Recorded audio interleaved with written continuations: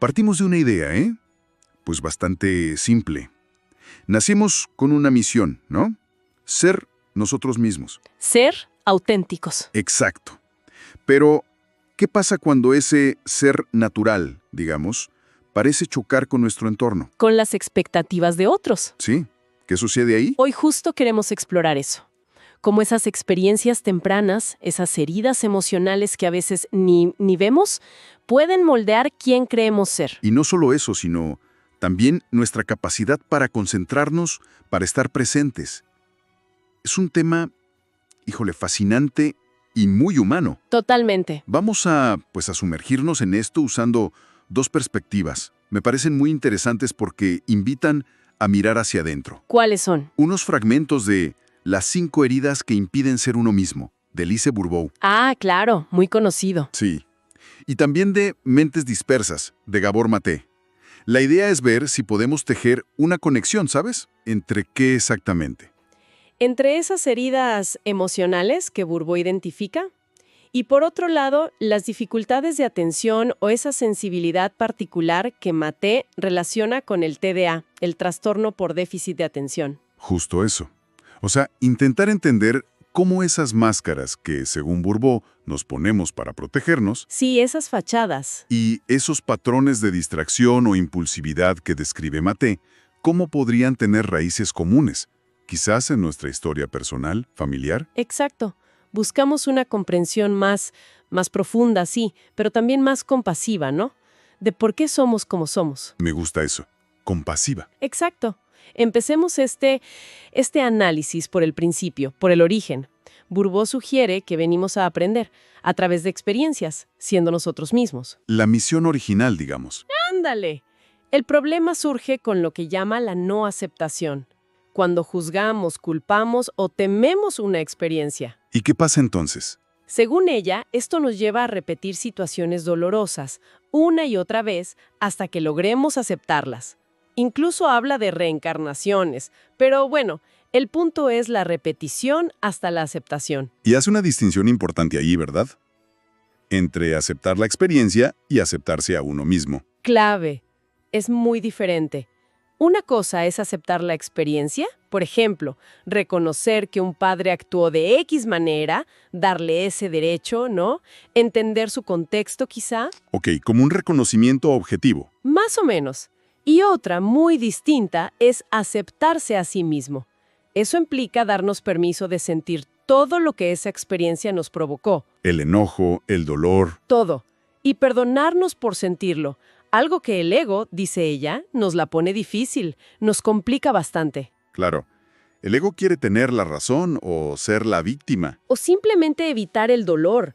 Y esa dificultad para procesar el dolor, para aceptarnos con él, es un puente interesante hacia lo que Gabor Maté observa en el TDA. ¿Cómo lo conecta él? Él insiste mucho en que el TDA va más allá de la genética o la química cerebral, que sí importan, claro, pero está profundamente ligado al dolor emocional. A la historia de vida de la persona. Exactamente. Cita a Daniel Siegel, que dice algo como que el DSM, el manual diagnóstico, se enfoca en clasificar síntomas, pero ignora el dolor que está debajo. El sufrimiento real.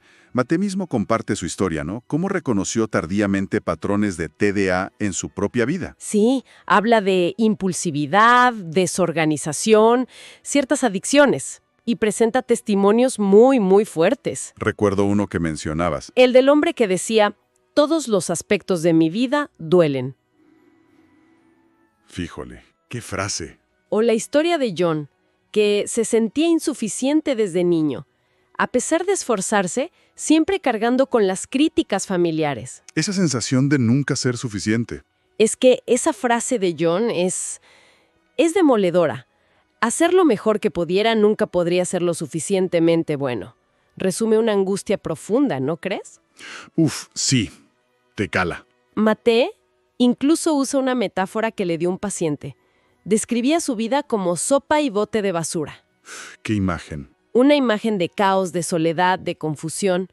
Ese es el lenguaje del dolor, que según Maté, a menudo se manifiesta en los síntomas que etiquetamos como TDA. Entonces, si el origen está en estas experiencias dolorosas y en la dificultad para aceptarlas y aceptarnos, ¿cómo se ve esto en el día a día? Ajá, ¿cómo se manifiesta? Aquí es donde creo que entran las máscaras de Bourbeau. Ella dice que al darnos cuenta de que ser auténticos puede alterar a otros o causarnos sufrimiento, Pues desarrollamos fachadas, máscaras, para protegernos. Exactamente. ¿cuáles son esas máscaras? Bourbeau identifica 5 heridas principales, y cada una con su máscara protectora. La herida de rechazo genera la máscara del huidizo, Ok, rechazo huidizo. la de abandono, la del dependiente. La de humillación lleva al masoquista, pero más en lo emocional o mental. Entendido. ¿Y las últimas dos? La de traición al controlador y la de injusticia al rígido. Son 5 en total. 5 heridas, 5 máscaras. Ella usa una analogía buena. Es como tener una herida en la mano. Y la máscara es... La venda. Puedes ponerle una venda para no verla, la cubres, pero si alguien la toca, ¡zas!, el dolor sigue ahí. La máscara oculta, pero no sana. Claro, el dolor persiste bajo la superficie.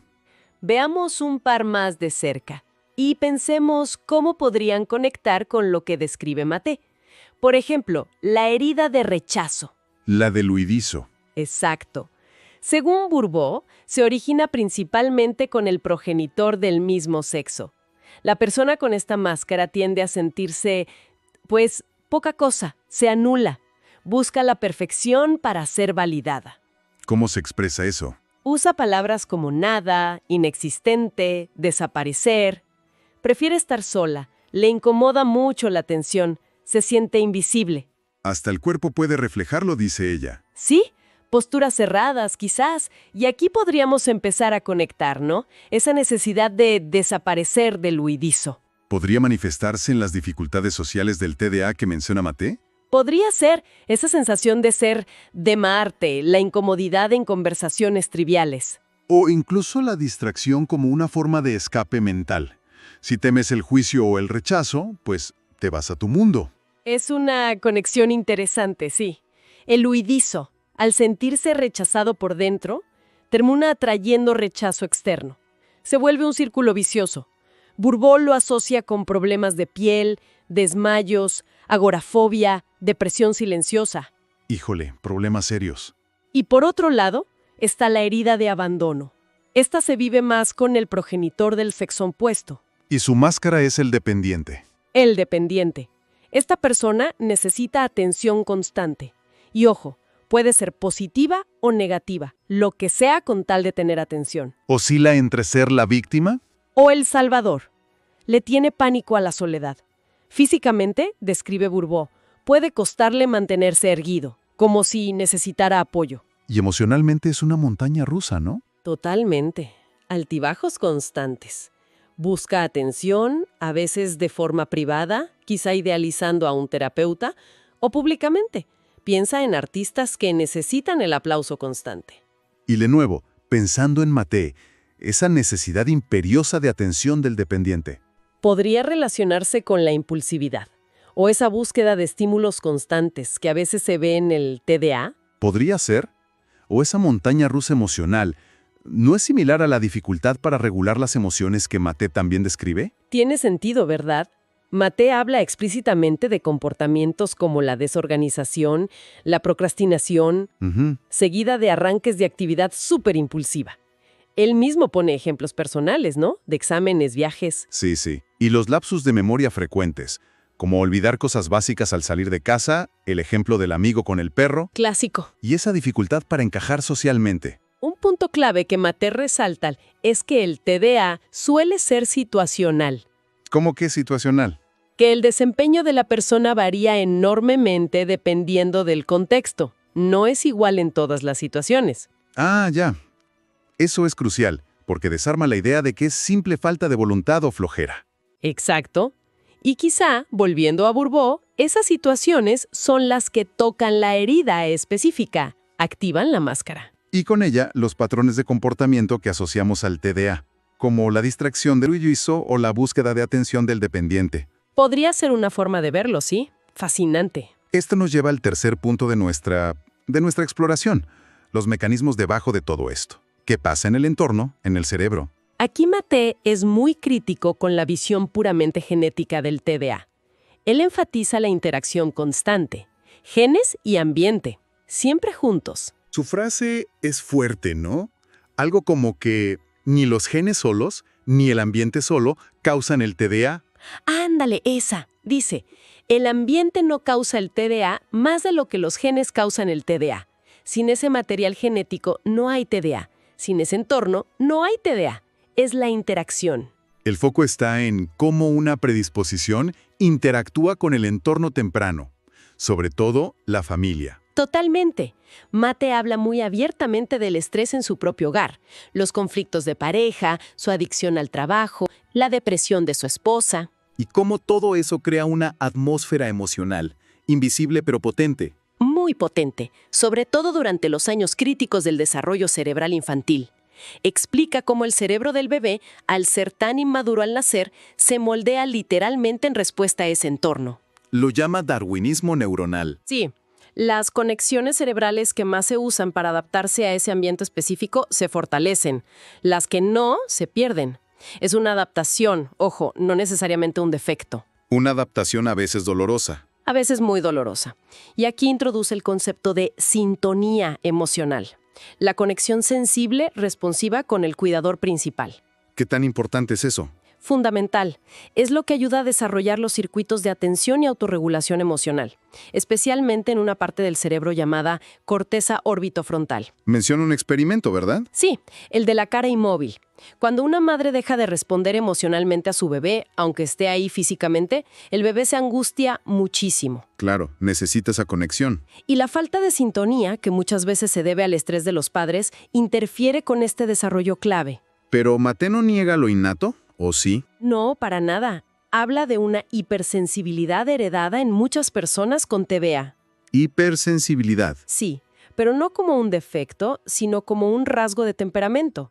Dice que son como antenas que captan sutilezas emocionales del entorno que otros ni notan. Interesante, como alergias emocionales. Exacto, él usa esa analogía.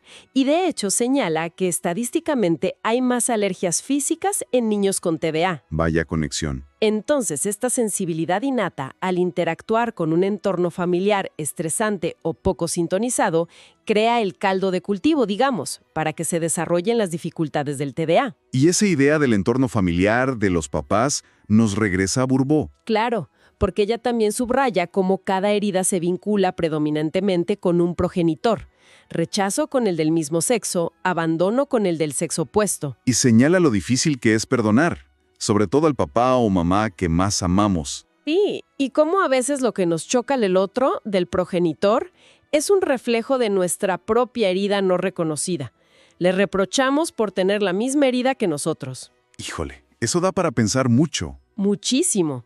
Entonces hemos visto los orígenes en el dolor, la no aceptación, las manifestaciones en máscaras y comportamientos tipo TDA, y los mecanismos en esa interacción entre sensibilidad, entorno y cerebro. ¿Qué caminos proponen estas fuentes para la integración? Para la sanación.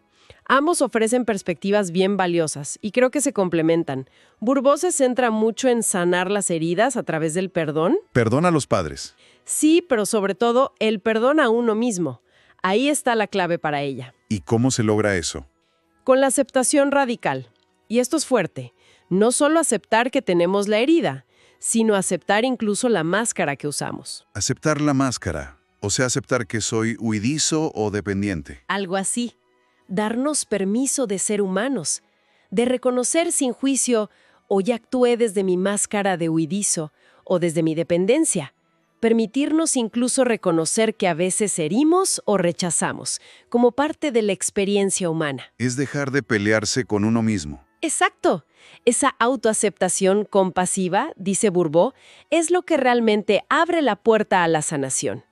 Sugiere una reflexión diaria sobre esto, sobre qué máscaras usamos y por qué, y perdonarnos por ello. Suena liberador, aunque difícil. Muy profundo. Y Mate, por su lado, ve el TDA más como un desarrollo que se interrumpió, que como una enfermedad fija e incurable. Y como el cerebro es plástico toda la vida. Exacto. Propone que la sanación pasa por retomar ese desarrollo, por integrar pensamiento y emoción, que a menudo están desconectados en el TDA. ¿Cómo se hace eso en la práctica? Introduce el concepto de autocrianza, ¿verdad? Sí, autocrianza en la adultez. Básicamente, se trata de crear conscientemente las condiciones que quizás nos faltaron para desarrollarnos plenamente. ¿Qué tipo de condiciones? Habla de varias áreas. Cuidar el entorno físico, por ejemplo, ordenar, si eso ayuda. Gestionar el tiempo y el sueño. Que implica enfrentar el miedo a estar a solas con la propia mente, dice él. Justo. También nutrir el cuerpo. Buena alimentación, ejercicio físico, que libera neuroquímicos beneficiosos. Diferencia la recreación activa, la que de verdad nos nutre, del entretenimiento pasivo. Y pone mucho énfasis en la expresión creativa. Muchísimo. Para conectar con nuestros impulsos auténticos, los profundos. Y también el trabajo espiritual. ¿Como meditación? Meditación, contemplación, cualquier práctica que nos ayude a conectar con un yo más profundo, más allá de la mente agitada y reactiva. También habla de la culpa, ¿no? Sí, la ve como un mecanismo de supervivencia aprendido. Hay que entender su función, pero no dejar que nos gobierne. Y aprender a diferenciar nuestros impulsos genuinos, los centrales, de aquellos que son solo compensaciones o reacciones superficiales. ¿Y qué dice de las relaciones, de la terapia? Sugiere que entender la historia familiar, la multigeneracional, ayuda a disipar la culpa y fomenta la compasión. El objetivo de la terapia sería madurar, individuarse, aceptarse. ¿Qué tipo de terapia recomienda? Valora enfoques que ven el contexto sistémico, como la terapia familiar, y anima a confiar en el instinto al elegir un terapeuta.